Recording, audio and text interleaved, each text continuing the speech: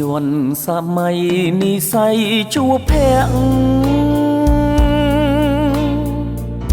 អូចិត្តជុំពាក់ធ្លាក់ជ្រួងស្នេហា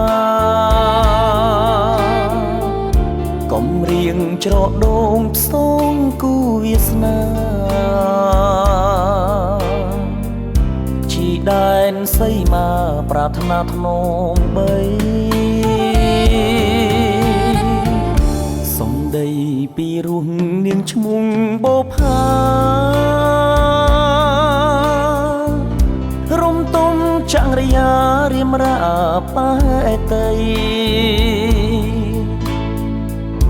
នាមគ្រូបង្រៀនមានចិត្តភក្តីបង្រៀងសាក្សីប្រណីមេត្តាអ្នកស្រុកនេះឆ្ងាយដីកំណាចៃដន្យឆោមឆាតកបដួងនេត្រាកណ្ដូបបំពងស្រួយឆ្ងាញ់ពិសា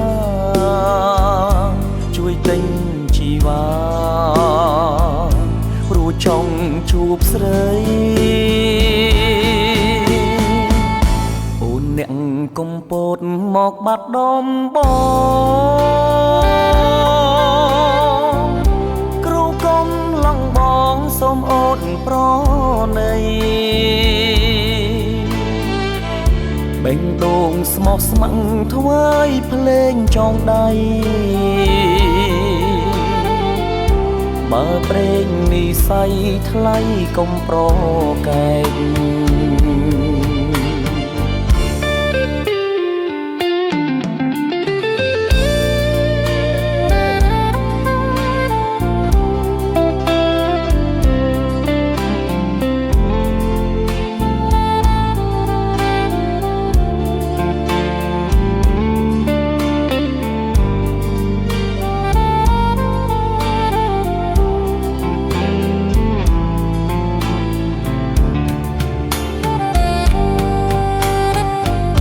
អ្នកស្រុកនេះឆ្ងាយដី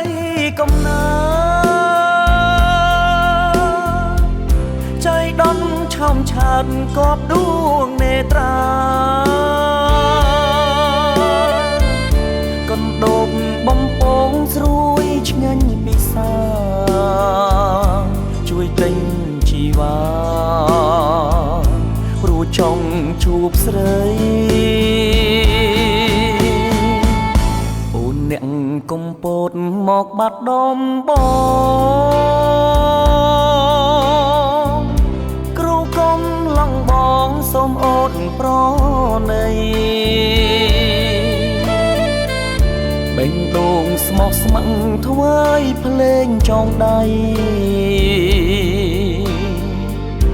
បើប្រេងនិស័យថ្លៃកុំប្រកែក